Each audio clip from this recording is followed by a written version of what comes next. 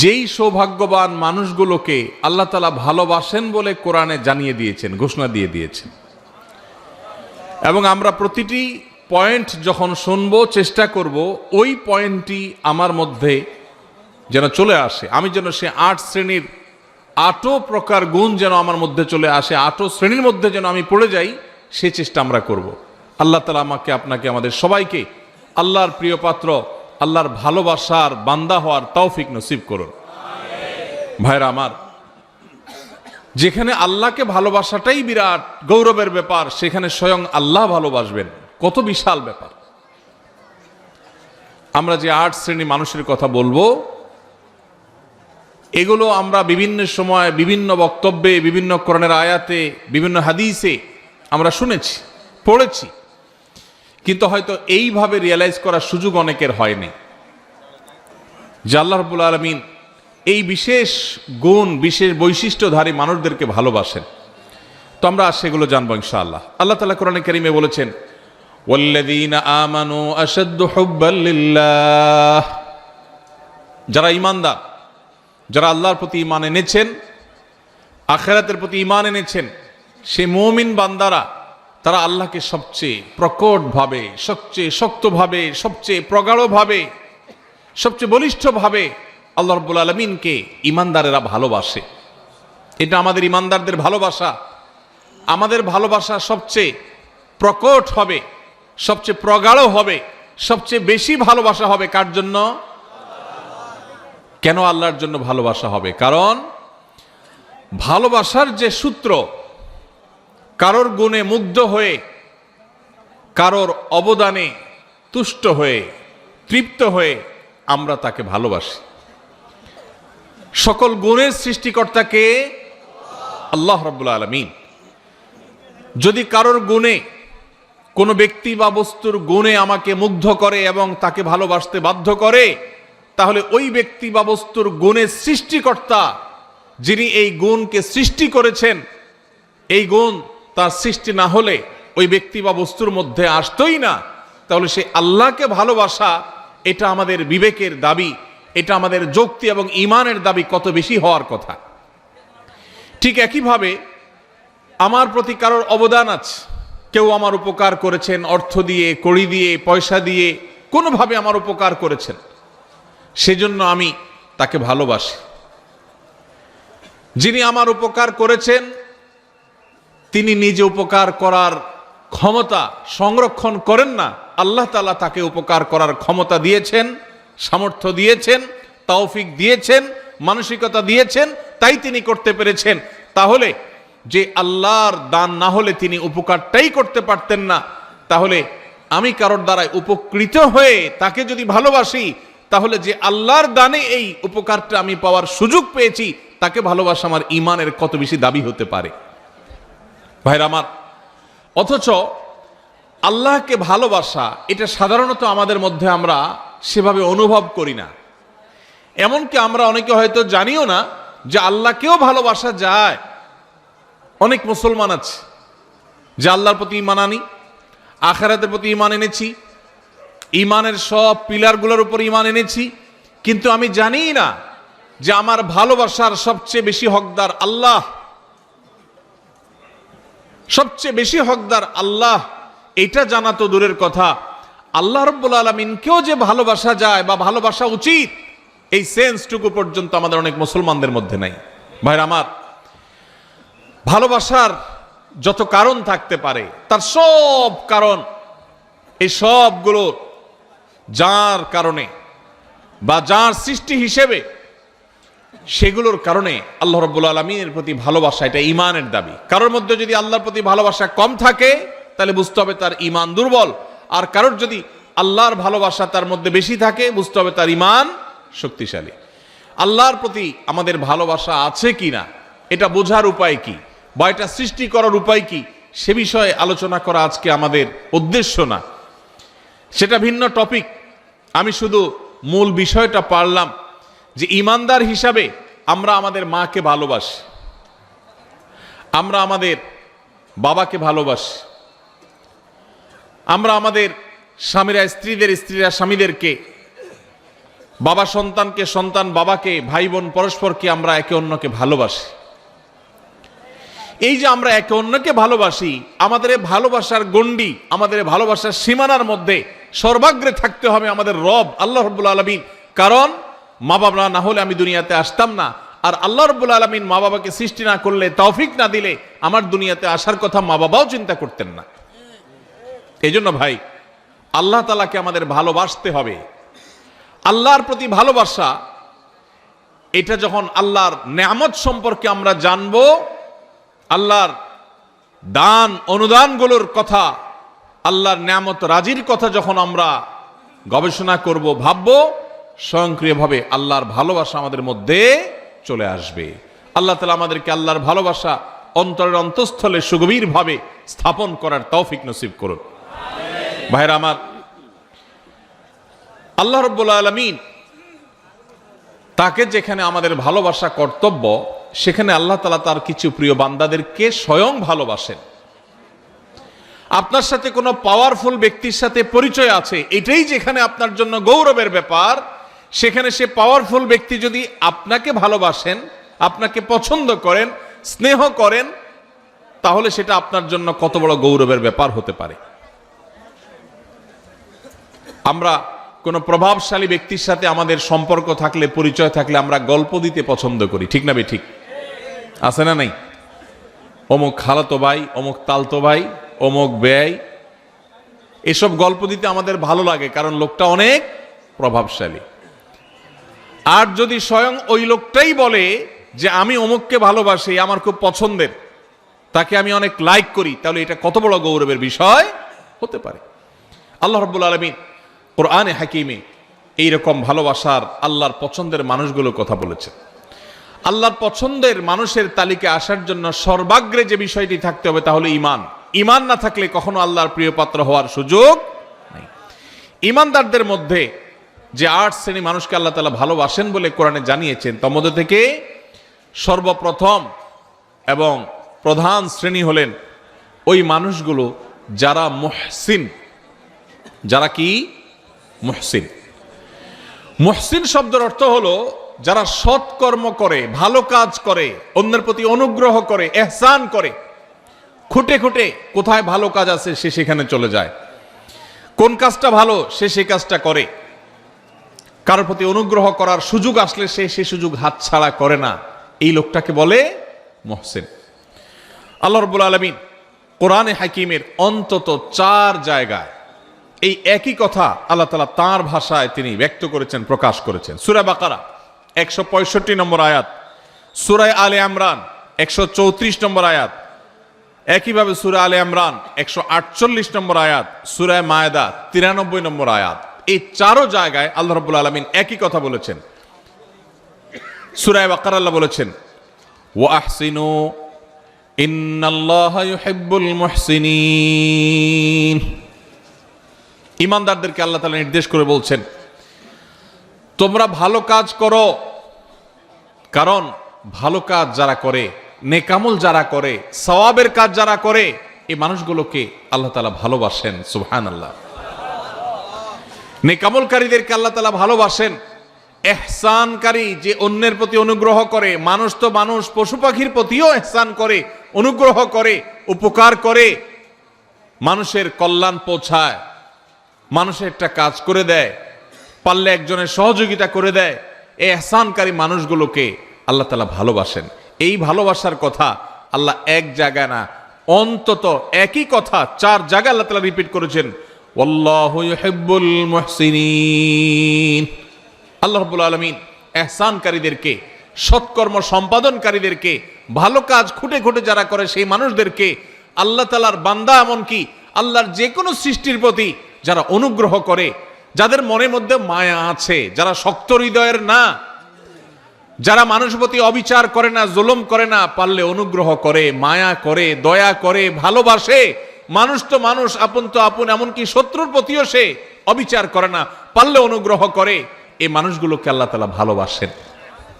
ভাইরা আমার, তাহলে আমরা আল্লাহর ভালোবাসার মানুষগুলোর প্রথম শ্রেণীর সাথে পরিচিত ইতোমধ্যে হয়ে গেলাম। তারা হলো যারা খুঁজে খুঁজে সব নেকামল ভালো কাজগুলো করে, বিশেষ করে আল্লাহর সৃষ্টি একটি একটি করে খুঁজে সবার সাথে অনুগ্রহ করে, মায়া করে, দয়া করে, ইহসান করে, আমরা সেই কাতারে শামিল হওয়ার চেষ্টা করব তো ইনশাআল্লাহ।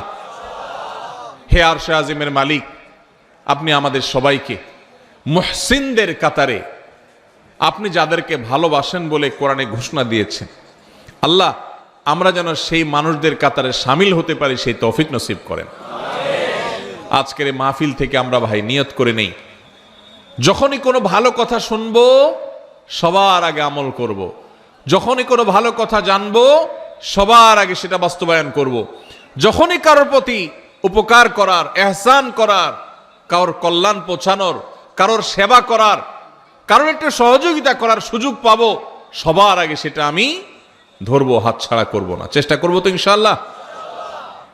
স্বার্থপরতার এই যুগে, স্বার্থান্ধের এই যুগে প্রত্যেকটা মানুষ নিজের স্বার্থ নিয়ে ভাবে, কারোর উপকারের কথা সাধারণত চিন্তা করে না।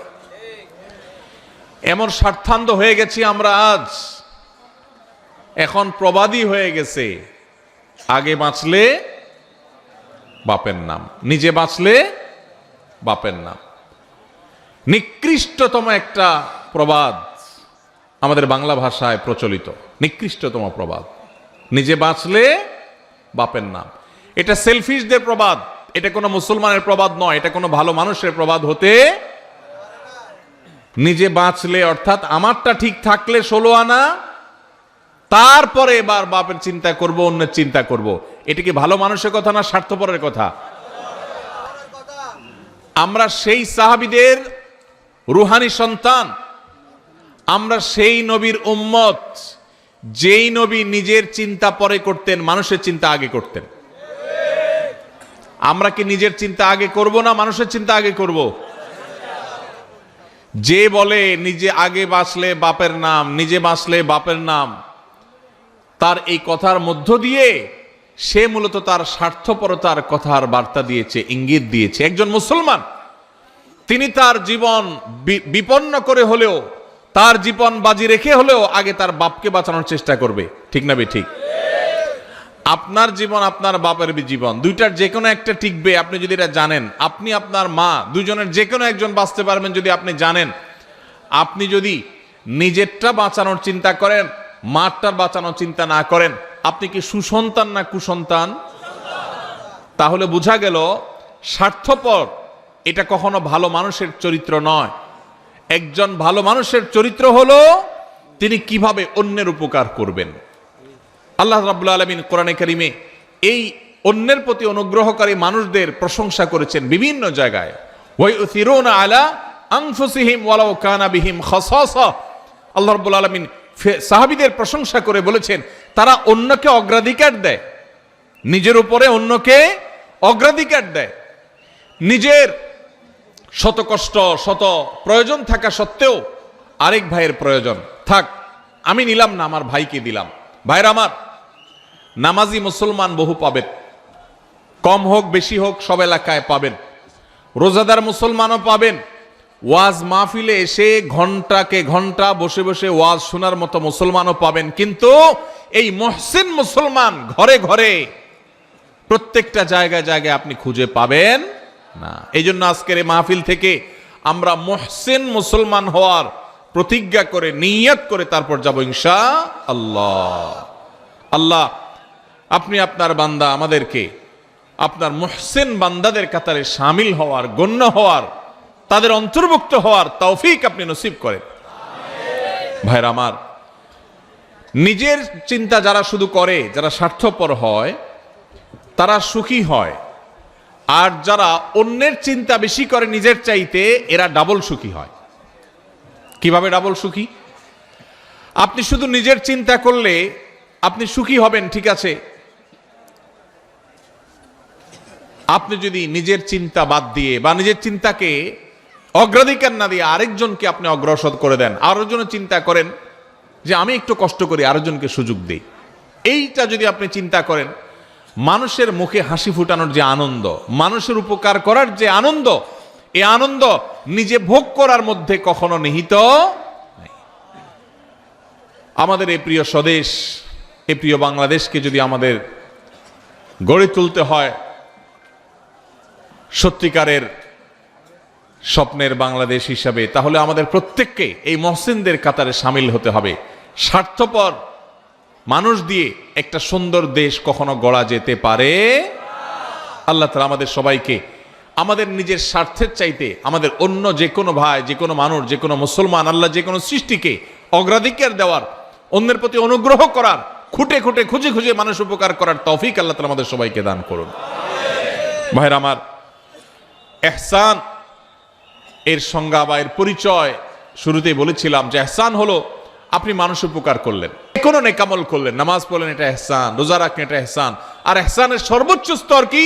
নবী করিম সাল্লাল্লাহু আলাইহি সাল্লাম হাদিসে জিবরিল, ঐতিহাসিক হাদিস, যে হাদিসে জিবরিল আলাইহিস সালামের মাধ্যমে আমাদেরকে দ্বীন শেখানো হয়েছে, সেই হাদিসে নবী করিম সাল্লাল্লাহু আলাইহি ওয়াসাল্লাম শিক্ষা দিয়েছেন কি? ইহসান হলো আনতা আবুদাল্লাহা কাআন্নাকা তারা ফাইন লাম তাকুন তারাহু ফাইন্নাহু ইয়ারাক। আপনি যখন ইবাদত করবেন, নামাজ পড়বেন, আপনার স্মরণ আসবে যে আমি নামাজে দাঁড়িয়েছি, আমি আল্লাহকে দেখছি, আল্লাহকে দেখছি, এই কথা মনে করে নামাজে দাঁড়াবেন। আর যদি এই কথা মনে করতে না পারেন, এতদূর শক্তিশালী ইমানদার না হন, তো কমপক্ষে এইটা ভাববেন যে আল্লাহ তাআলার অবজারভেশনে আমি আছি, আল্লাহ আমার দিকে তাকিয়ে আছে। ভাইরা আমার, আপনি কোথাও ডিউটি করেন কোনো কোম্পানির, কোম্পানির মালিক পেছনে দাঁড়ানো আছে, অন দ্য স্পট আপনি ডিউটি করছেন। আপনি যদি জানতে পারেন, আঁচ করেন, অনুভব করেন যে মালিক সাহেব পেছনে দাঁড়ানো আছে বা মনিটর করছেন আপনাকে, তাহলে আপনার কাজের সিরিয়াসনেস একটু হলেও বেশি হবে কি হবে না? আপনি একটু নড়ে চড়ে বসবেন কি বসবেন না? ভাইরা আমার, ঠিক একইভাবে আমরা যখন ইবাদত বন্দেগী করব, যে কোনো ভালো কাজ করব, আমরা চিন্তা করব আমাদেরকে কে দেখছেন? আল্লাহ দেখছেন। আল্লাহ রাব্বুল আলামিন সবকিছু দেখেন, কোনো কিছুই তার কাছে গোপনীয় থাকে না। বিধায় ওই মানসিকতা নিয়ে যদি ইবাদত করতে পারেন, এটা হলো ইহসানের সর্বোচ্চ স্তর, সর্বোচ্চ লেয়ার। আপনি মুহসিনদের মধ্যে সবচেয়ে আপার ক্লাসের মুহসিন হতে পারবেন যদি আপনার সমস্ত ইবাদত করার সময় আল্লাহর কথা স্মরণ হয়। আপনি যখন নামাজে দাঁড়িয়ে সূরা পড়ছেন, আপনার মনে হচ্ছে আল্লাহ আমাকে দেখছেন। এই যে ওয়াজ মাহফিলে বসে আপনি কোরআন এবং হাদিসের কথা শুনছেন, একটি ভালো কাজে এসেছেন, এখনো আপনার মনে হবে যে আমার আল্লাহ দেখছেন যে বান্দা আমার কোরআন হাদিসের কথা শুনছেন। অতএব আমার মনের মধ্যে যেন বাজে চিন্তা না আসে, আমার নিয়তের মধ্যে যেন ভেজাল না ঢুকে, আমি যেন ভুল কিছু না করি। আল্লাহ তাআলা আমাদের সবাইকে এইভাবে আমাদের সমস্ত আমলগুলোকে ইহসানের সর্বোচ্চ স্তর দিয়ে সাজিয়ে মুহসিনদের সবচেয়ে আপার ক্লাসে পৌঁছার তৌফিক নসিব করুন। তাহলে প্রথম প্রকার মানুষ পেয়ে গেলাম যাদেরকে আল্লাহ রাব্বুল আলামিন ভালোবাসেন, তারা হলেন মুহসিন। আল্লাহ রাব্বুল আলামিনের নির্দেশ পালন করতে গিয়ে সকল ভালো কাজে তাদেরকে পাবেন। সব সমাজে এরকম কিছু মানুষ কম হোক বেশি হোক পাবেন, যে খুঁজে খুঁজে দেখবেন যে সব ভালো কাজ করে। মসজিদে সবার আগে, বন্যা হয়েছে ত্রাণ নিয়ে সবার আগে, কেউ বিপদে পড়ছে সবার আগে, রমজানের রোজা সবার আগে, তারাবিতে সবার আগে, যে কোনো ভালো কাজে সবার আগে পাবেন। এরকম মুহসিন মানুষদের মধ্যে আমরা শামিল হতে চাইবো। আল্লাহ আমাদের সবাইকে তৌফিক নসিব করুন। নাম্বার 2, দ্বিতীয় যে শ্রেণীর মানুষকে আল্লাহ তাআলা ভালোবাসেন বলে ঘোষণা দিয়েছেন কোরআনে, এক জায়গায় নয়, একাধিক জায়গায়, অন্তত 3 জায়গায় আল্লাহ তাআলা একই কথার ঘোষণা দিয়েছেন। সেই মানুষগুলো হলেন মুত্তাকিরা। কারা? মুত্তাকিগণ। মুত্তাকিদেরকে আল্লাহ রাব্বুল আলামিন ভালোবাসেন বলে আল্লাহ তাআলা জানিয়ে দিয়েছেন। তাহলে আমরা মুহসিন হওয়ার চেষ্টা করব, আবার একাধারে মুত্তাকি হওয়ারও চেষ্টা করব ইনশাআল্লাহ। মুহসিনের পরিচয় তো আমরা জানলাম। মুত্তাকি কাকে বলে ভাই? মুত্তাকি বলা হয় ওই ব্যক্তিকে, যেই ব্যক্তি আল্লাহর ভয়ের চেতনা, আল্লাহর সামনে তাকে দাঁড়াতে হবে। দুনিয়ার এই জীবন এক সময় শেষ হবে, এই সংসার এক সময় ভাঙবে এবং তাকে আল্লাহর সামনে যেতে হবে, দাঁড়াতে হবে। ওই কথা চিন্তা করে আল্লাহর সব আদেশগুলো মেনে চলে, নিষেধগুলো থেকে বেঁচে থাকে। কেন? একটা সুপ্ত চেতনার ভিত্তিতে। সেই চেতনার নাম হলো তাকওয়ার চেতনা, আল্লাহ ভীতির চেতনা। এই চেতনা তাকে পরিচালিত করে, সে একটা মন্দ কাজ করার সুযোগ পায় কিন্তু সে করে না। কেন? তার অন্তরে সুপ্ত সেই তাকওয়ার চেতনা তাকে বাধা দেয় যে আল্লাহ না দেখছেন, আল্লাহ না নিষেধ করেছেন, এই কাজ করলে না আল্লাহ জাহান্নামে শাস্তি দিবেন, এই ভয়ে সে কাজ করে না। এর নাম তাকওয়া। যেই চেতনা, যেই শক্তি, যেই সুপ্ত ঈমানের নূর মানুষকে ফজরের সময় কনকনে শীতের দিনে মসজিদে নিয়ে যায়, যেই সুপ্ত চেতনা সুদ এবং ঘুষের কারবার, দুর্নীতি, অপশাসন করার ক্ষমতা থাকা সত্ত্বেও আল্লাহর ভয়ে আল্লাহর সামনে দাঁড়াতে হবে সেই ভয়ে, সেই কথা চিন্তা করে সেই অন্যায় কাজ থেকে বিরত রাখে, ওই চেতনার নাম হলো তাকওয়া। আর ওই চেতনা যার বক্ষে আছে, যার অন্তরে আছে, তার নাম হলো মুত্তাকি। তার নাম হলো কি ভাই? মুত্তাকি। নবী করিম সাল্লাল্লাহু আলাইহি সাল্লামের একজন আদরের সাহাবী অত্যন্ত চমৎকার ভাবে তাকওয়া এবং মুত্তাকির পরিচয় দিয়েছেন। সেটা হলো, একজন মানুষ একটা জায়গায় আছেন, তিনি আরেকটা জায়গায় যাবেন। এই জায়গায় যেতে গিয়ে মাঝখানে একটা জায়গা পড়বে, এখানে সব কাঁটাওয়ালা গাছ, যে গাছের কাঁটা নিচে পড়ে পড়ে পড়ে ভরে গেছে। এই লোকটা যখন এই জায়গাটা পার হবে, ওই কাঁটাওয়ালা জায়গাটা পার হওয়ার সময়, যেহেতু কণ্টকাকীর্ণ জায়গা, চতুর্পাশে কাঁটা আর কাঁটা, তখন এই লোকটা পার হওয়ার সময় খুব সতর্কতার সাথে পার হবে। পা ফেলার সময় যেখানে কাঁটা নাই দেখে ওখানে পা দিবে, আবার কোথায় কাঁটা নাই ওখানে আরেক কদম দিবে, এভাবে সে আগাবে। এত কিছুর পরও যদি কখনো তার পায়ে কাঁটা লেগে যায়, দ্রুততার সাথে সেটা বের করে সামনে আরো বেশি সতর্ক হয়ে সে হাঁটবে। ঠিক একইভাবে দুনিয়াতে আমরা এসেছি, আল্লাহ তাআলা আমাদেরকে এখান থেকে পার করে এই জীবনকে আল্লাহর কাছে নিয়ে যাবেন, আখিরাতে আমরা যাব। এখানে বহু কাঁটা বিছানো আছে ভাই, হারামের কাঁটা, অশ্লীলতার কাঁটা, অন্যায়ের কাঁটা, দুর্নীতির কাঁটা, চুরির কাঁটা, ডাকাতির কাঁটা, মিথ্যা কথা বলার কাঁটা, হাজারো হারাম কাঁটা এখানে বিছানো আছে। ঈমানদার এই কাঁটাগুলো থেকে বাছাই করে করে তিনি পা ফেলবেন। যেখানে মিথ্যা নাই সেখানে আছেন, যেখানে চুরি নাই সেখানে আছেন, যেখানে ডাকাতি নাই সেখানে আছেন, এভাবে করে করে তিনি জীবন পার করবেন। এরপরেও যদি কখনো তার গুনাহ হয়ে যায়, কাঁটা পড়ে যায়, তখন সে কাঁটা ফেলে তওবা করে আবার নতুন করে আরো বেশি সংকল্প করে শক্তিশালী তওবা করে সে সামনে হাঁটবে। এই যে চেতনা, এই যে গুনাহ থেকে বাঁচার চেষ্টা, এটার নাম হলো তাকওয়া। আর এই যে চেষ্টা যারা করে তাদের নাম কি? মুত্তাকি। আল্লাহ রাব্বুল আলামিন কোরআনে কারীমের সূরা তওবার 7 নম্বর আয়াতে তিনি ঘোষণা দিয়েছেন, ইন্নাল্লাহা ইউহিব্বুল মুত্তাকিন। আল্লাহ রাব্বুল আলামিন মুত্তাকিদেরকে ভালোবাসেন, মুত্তাকিদেরকে আল্লাহ তাআলা পছন্দ করেন, যারা হারাম থেকে বাঁচার জন্য এইরকম চেষ্টা করে। ঠিক একইভাবে আল্লাহ তাআলা সূরা আলে ইমরানের 76 নম্বর আয়াতে একই কথা বলেছেন, ফাইন্নাল্লাহা ইউহিব্বুল মুত্তাকিন। আল্লাহ রাব্বুল আলামিন মুত্তাকিদেরকে ভালোবাসেন। ভাইরা আমার, এই একই নির্দেশ আল্লাহ রাব্বুল আলামিন একই কথা একাধিক জায়গায় বলেছেন যে তিনি মুত্তাকিদেরকে ভালোবাসেন। তাহলে আমাদের সমাজে আপনি ডানে বামে খোঁজ করলে দেখবেন কিছু লোক আছে আপনার মসজিদে নামাজ পড়ে, আপনার এলাকায় বসবাস করে, হারামের ধারে কাছে নাই, হারাম দেখলে সে সেখান থেকে চলে যায়। আছে না নাই?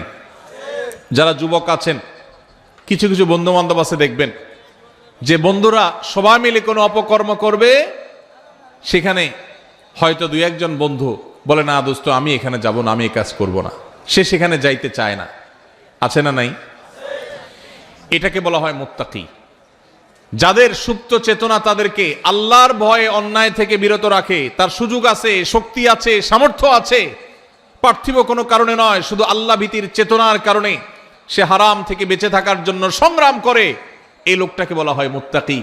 এই লোকটাকে কোনো সিসি ক্যামেরা দ্বারা মনিটরিং করতে হয় না, তার বক্ষে অবস্থিত তাকওয়ার চেতনাই তাকে মনিটর করে, তাকে পাহারাদারি করে। আল্লাহ রাব্বুল আলামিন আমাদের সবাইকে মুত্তাকিদের কাতারে শামিল হওয়ার তৌফিক নসিব করুন। সবাই মুত্তাকি হওয়ার জন্য চেষ্টা করব তো ইনশাআল্লাহ। ভাইরা আমার, কোরআনে কারীমে আল্লাহ রাব্বুল আলামিন একাধিক জায়গায় বলেছেন, ওয়াল আকিবাতু লিত্তাকওয়া। ভাইরে, দুনিয়াতে যার নোট আছে তার পাওয়ার আছে, তার লোক আছে, যার ভোট আছে তারও পাওয়ার আছে, লোক আছে। দুনিয়াতে বহু পাওয়ার নিয়ে মানুষ চলে, গাড়ি বাড়ি আছে। বস্তুবাদের এই পৃথিবী আমাদেরকে এই বার্তা দিয়েছে যে গাড়ি বাড়ি আছে, টাকা পয়সা আছে, সব দিক থেকে আমি উন্নত, তাহলে সেক্ষেত্রে আমি ভালো থাকব, শেষ হাসি আমার হবে বা ভালো আমি থাকব।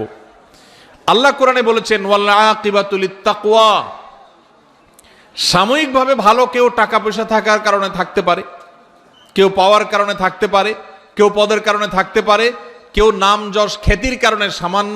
তাহলে মুত্তাকি হওয়ার চেষ্টা করতে হবে। মুত্তাকি হওয়ার জন্য কি করব আমরা? মুত্তাকি হওয়ার জন্য বেশি কিছু না ভাই, সকল হারাম থেকে বেঁচে থাকতে হবে, সকল অন্যায় থেকে বেঁচে থাকতে হবে, সকল গুনাহ থেকে বেঁচে থাকতে হবে, আল্লাহর সমস্ত আদেশ নিষেধ মেনে চলতে হবে। চেষ্টা করব তো আমরা ইনশাআল্লাহ।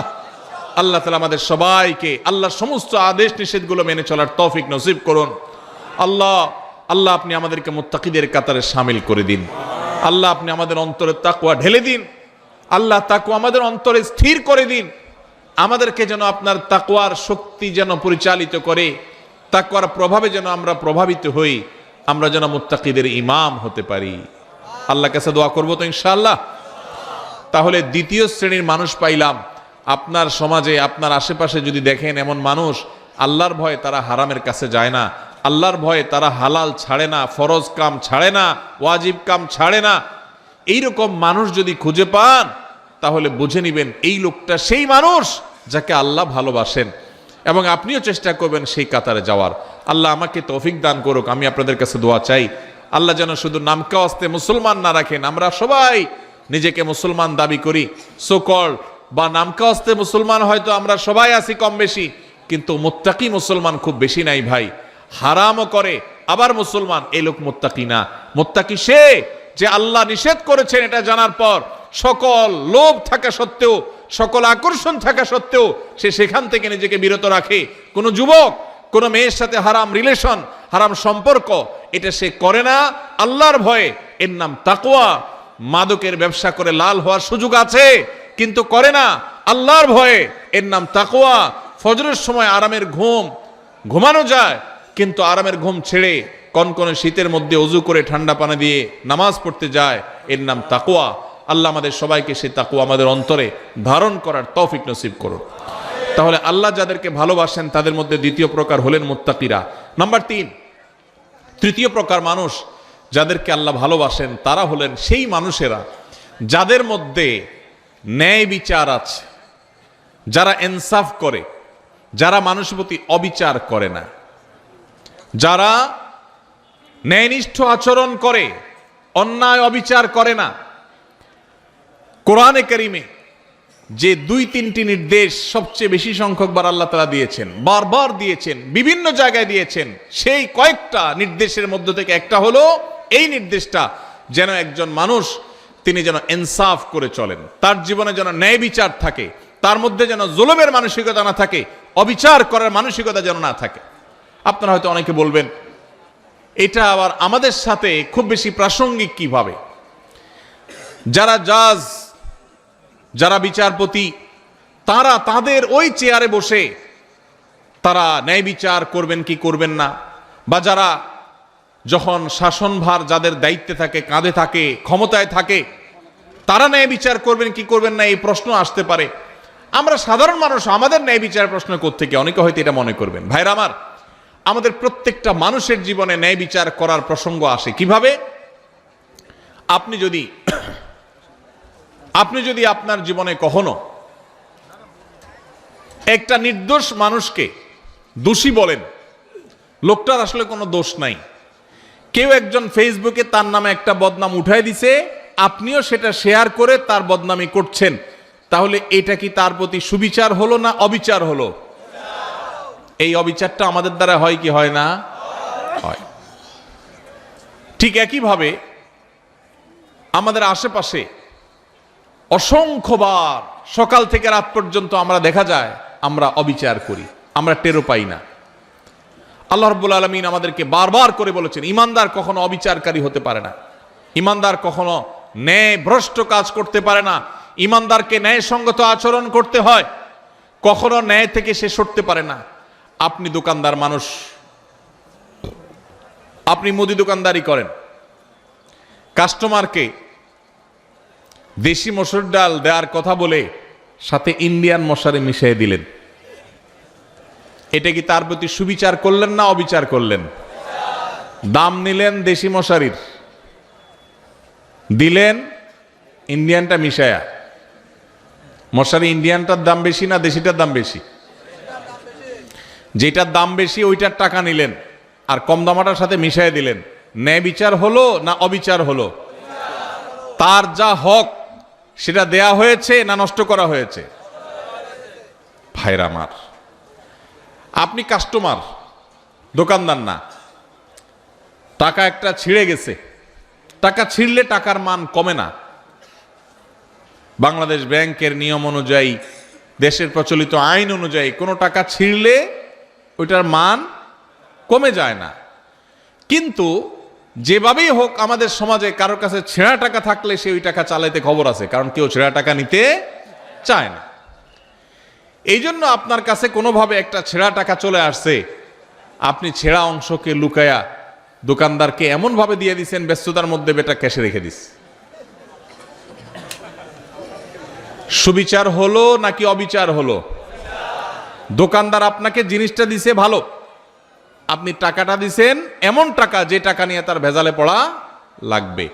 তাহলে কি সুবিচার হয়েছে না অবিচার হয়েছে? একজন মানুষ,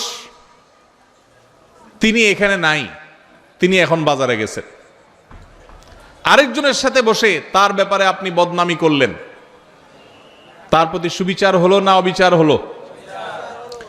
এগুলো দূরবর্তী অবিচার। আমরা যদি একেবারে প্রাসঙ্গিক, একেবারে সবচেয়ে নিকটবর্তী যে সুবিচার অবিচারের বিষয়টা সেটাও দেখি, তো আমরা দেখব যে আমরা ওই যে আমি শুরুতে যে প্রবাদের কাছে কথা বলছিলাম, আমরা নিজের বেলায় 16 আনা, অন্যের বেলায় 1 আনাও। এটা কি সুবিচার না অবিচার? এই সমাজে বেশিরভাগ মানুষ দেখবেন এত বেশি স্বার্থপর যে নিজেরটা 16 আনা বুঝে, আরেকজনেরটা 1 আনাও বুঝে না। এই লোকটা ভিতরে সুবিচার আছে না অবিচার আছে? আল্লাহ রাব্বুল আলামিন অবিচারকারী মানুষদের ভালোবাসেন না, আল্লাহ ভালোবাসেন সুবিচারকারী মানুষদের। ভাইরা আমার, আপনি রাস্তায় যাচ্ছেন, হঠাৎ করে দেখলেন একটা ভেজাল বাজছে, গন্ডগোল চলছে। কি গন্ডগোল?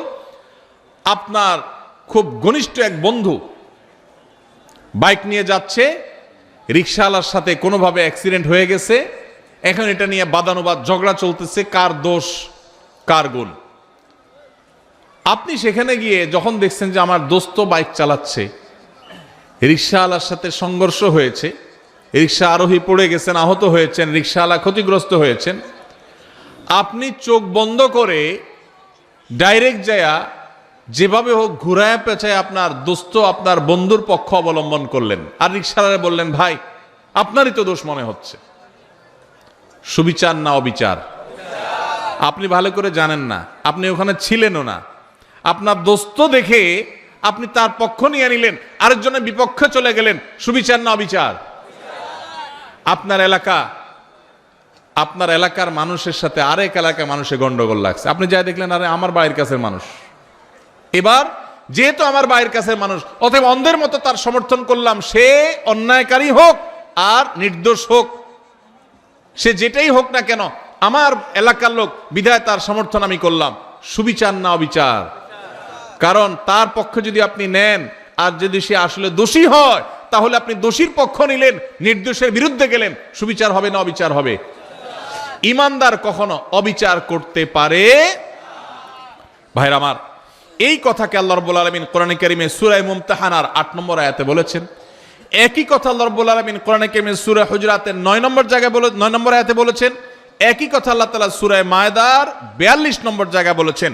অন্তত 3 জায়গায় আল্লাহ তাআলা বলেছেন, ইন্নাল্লাহা ইউহিব্বুল মুকসিতিন। আল্লাহ বলেছেন, ওয়াকসিতু, তোমরা সব সময় ন্যায় বিচার করে চলবে। খবরদার, ন্যায় বিচার করে চলবে। কারণ আল্লাহ তাআলা ন্যায় বিচারকারীদেরকে, ন্যায়নিষ্ঠ আচরণকারীদেরকে, ইনসাফকারীদেরকে ভালোবাসেন। জালিম, অত্যাচারী, অবিচারকারী এরকম মানুষকে আল্লাহ পছন্দ করেন না, ভালোবাসেন না। আল্লাহ ভালোবাসেন তাদেরকে যারা ন্যায় বিচার করে। অনেক লোক নামাজ পড়ে, ন্যায় বিচার নাই, আছে না নেই? অনেক লোক লম্বা দাঁড়িয়ে আছে কিন্তু ন্যায় বিচার নাই, আছে না নেই? এক ছেলে তার একটু বেশি টানে, আরেক ছেলের দেখতেও পারে না, দাড়ি কিন্তু লম্বা। ন্যায় বিচার না অবিচার? অবিচার। বিয়ে করেছে, শ্বশুরবাড়ির জন্য জান ফিদা, বাপ মার খোঁজ খবরও নেয় না। ন্যায় বিচার না অবিচার? অবিচার। ইমানদার সব সময় কার কতটুকু হক, আমার বাবা তার হক এতটুকু আমি দিয়ে দিব, এতে যদি আমার শ্বশুর বাড়ি না খুশি হয় হোক, এমন কি আমার শ্বশুর বাড়ির যতটুকু হক ততটুকু আদায় করতে গেলে যদি বাপের বাড়ি না খুশি হয় হোক, আমি কোনোদিন অবিচার করব না।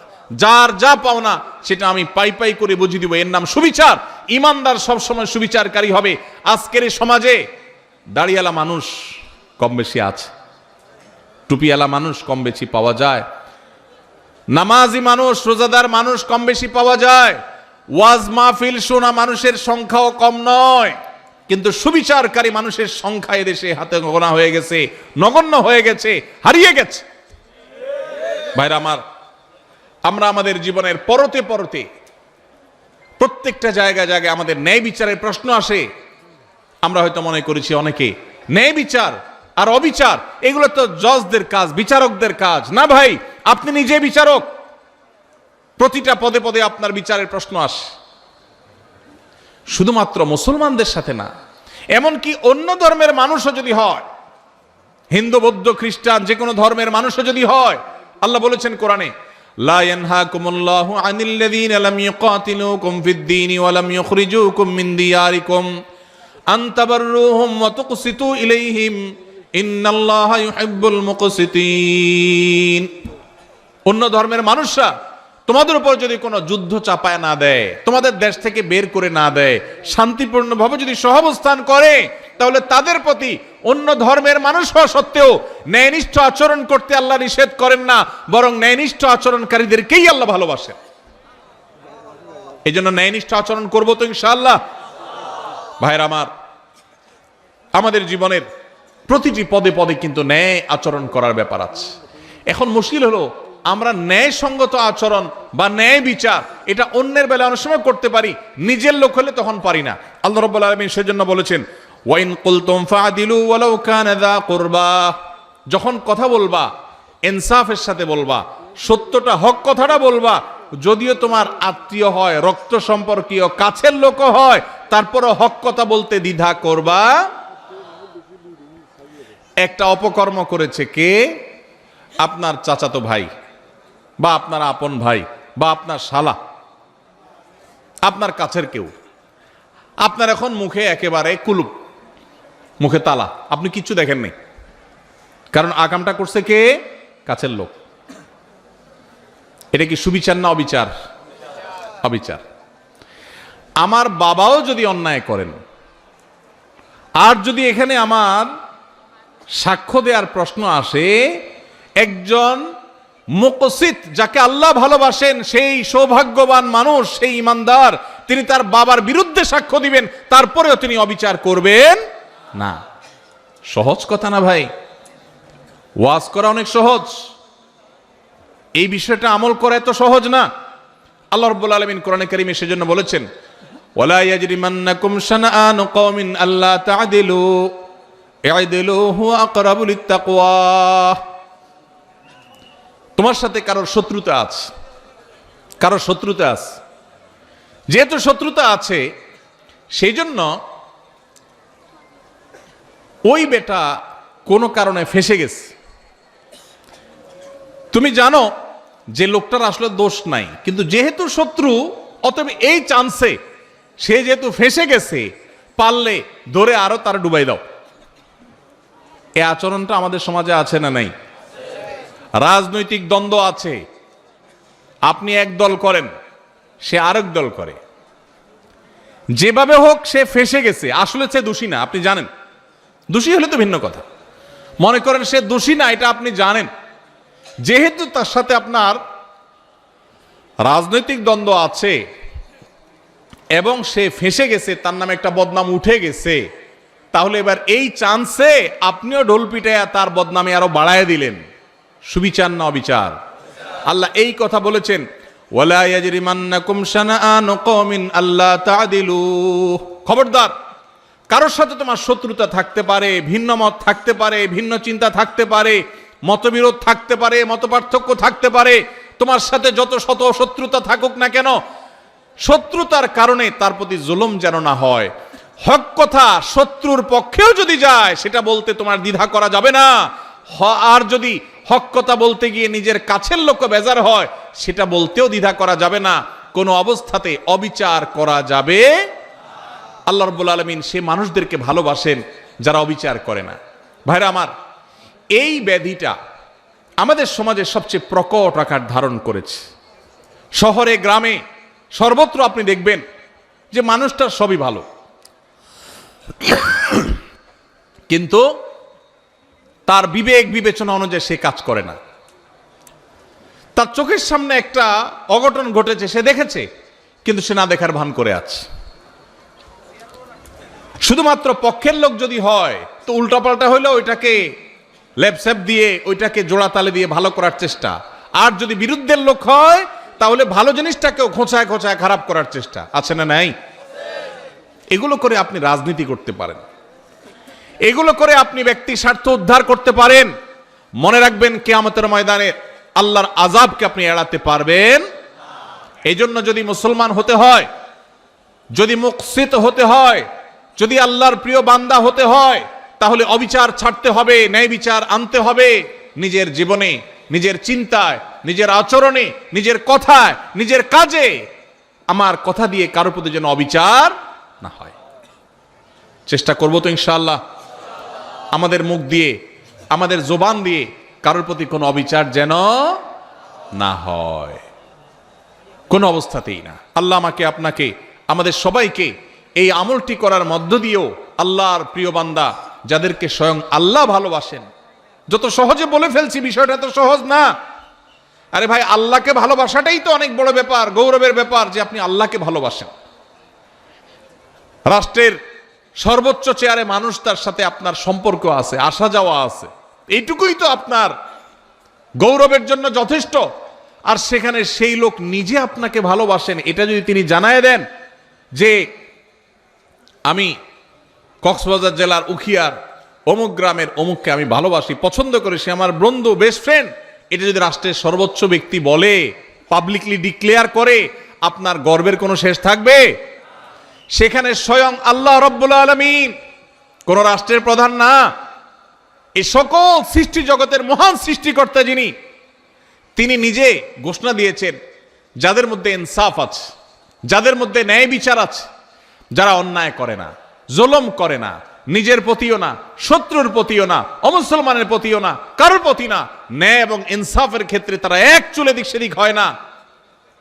কে নাখোশ হলো আর কে খুশি হলো, তার দল থাকলো কি থাকলো না, তার পছন্দের লোকজন তাকে ভালোবাসলো কি বাসলো না, এসব দেখা দেখি নাই। সৎ এবং সত্য কথা সে ঠিকই বলে, ইনসাফ ঠিকই করে, জুলুম কারোর প্রতি করে না। এই মানুষকে স্বয়ং আরশের মালিক, স্বয়ং রাজাদিরাজ, সকল সৃষ্টি জগতের সৃষ্টিকর্তা মহান আল্লাহ রাব্বুল আলামিন স্বয়ং ভালোবাসেন। আল্লাহ তাআলা আমাদের সবাইকে সেই সৌভাগ্যবান মানুষদের কাতারে শামিল হওয়ার তৌফিক দান করুন। তাহলে তিনটা শ্রেণী পেয়ে গেলাম। প্রথম শ্রেণী ছিল কি? মুহসিন, যারা খুঁটে খুঁটে সব ভালো কাজগুলো করে, মানুষ উপকার করে, ইহসান করে। আর দ্বিতীয় হলেন মুত্তাকি, যাদের মধ্যে আল্লাহর ভয়ের চেতনা আছে, সেজন্য সে আল্লাহর ফরজ নির্দেশ ছাড়া থাকতে পারে না, আর আল্লাহর হারামের ধারে কাছেও যায় না। আর 3 নম্বর হলেন ইনসাফকারী, মুকসিত, যাদেরকে বলেছেন আল্লাহ, আল্লাহর ভাষা যারা মুকসিত, সে ইনসাফকারী, ন্যায় নিষ্ঠ আচরণকারী, কখনো অবিচার করে না, দোস্ত হোক আর যেই হোক। আল্লাহ তাআলা আমাদের সবাইকে এদের কাতারে শামিল হওয়ার তৌফিক দান করুন। নাম্বার 4 নম্বর হলো যারা তওবা করে। যারা কি করে ভাই? তওবা করে। আল্লাহু আকবার। আমাদের সবারই জীবনে ভুল ত্রুটি হয়, হয় কি হয় না বলেন? গুনাহমুক্ত কে কে আছেন এখানে? আছেন কেউ? সবারই আমাদের গুনাহ হয়। নবী সাল্লাল্লাহু আলাইহি ওয়াসাল্লাম এই কথাই বলেছেন, কুল্লু বনি আদম খাত্তা ওয়া খায়রুল খাত্তাইনা আত-তাওয়াবুন। সকল আদম সন্তানই কম বেশি অপরাধী, আমাদের সবারই কম বেশি দোষ আছে। কিছু লোক আছে সমাজে দেখবেন সে কোনো দোষ খুঁজে পায় না, আছে না নাই? নিজের কোনো দোষ খুঁজে পায় না। বিপদ আপদ হলে বলে কি, আমার কেন এগুলো হলো, আমি বুঝলাম না, কি অন্যায়টা করলাম, আমি কি অন্যায় করছি উনি খুঁজে পায় না। নিজের অন্যায় খুঁজে না পাওয়াটাই তো সবচেয়ে বড় অন্যায়, ঠিক না ঠিক? মানুষ যার পরতে পরতে ভুল হয়, এটা ভুল হয়, ওইটা ভুল হয়, মানুষ, সে মানুষ যদি নিজের ভুলের কথাই সে আঁচ করতে না পারে, এটাই তো সবচেয়ে বড় অন্যায়। অনেক লোক আছে দেখবেন, বিড়ি বা সিগারেটের ধোঁয়া ছাড়তে ছাড়তে বলে, ভাই জানেন আমার এই জীবনে আমি কোনোদিন কারোর কোনো ক্ষতি করিনি। ছাড়তেছে কিসের ধোঁয়া? সিগারেটের ধোঁয়া। উপকার করতেছে না ক্ষতি করতেছে? ধোঁয়া ছাড়তে ছাড়তে বলে, জানেন ভাই এই জীবনে কোনোদিন কারোর কোনো ক্ষতি করি নাই, স্টিল সে ক্ষতি করতেছে, কিন্তু তার সে খবর। তো অনেক লোক এমন আছেন যে নিজের পাপ অপরাধ খুঁজে পায় না, বলে যে এত বিপদ আমার কেন, কি অন্যায়টা করলাম আমি, কি অন্যায় করছে উনি। ভাইরা আমার, আমাদের অজান্তে কত ভুল হয় বলেন। ধরেন আপনি নামাজে দাঁড়াইছেন, ইবাদত করতেছেন, আপনার জামাটা হয়তো কোনো কারণে একটু গন্ধ হয়ে গেছে, আপনি জানেনও না, হতে পারে না কোন এক সাইডে কোনো গন্ধ কিছু লাগছে বা কিছু, আপনার পাশের মুসল্লির কষ্ট হচ্ছে, অন্যায় না নেয় এটা? আপনি হয়তো টেরো পান নাই, হইতে পারে কি পারে না বলেন? আপনি হয়তো বাজারে গেছেন, পাবলিক বাসে উঠছেন, খুব চাপাচাপি ভিড়ের মধ্যে উঠছেন, এই চাপের মধ্যে একটু জোর করে উঠতে গিয়া হয়তো কেউ কষ্ট পেয়েছে, আপনি টেরো পান নাই, হতে পারে কি পারে না? হতে পারে না এরকম?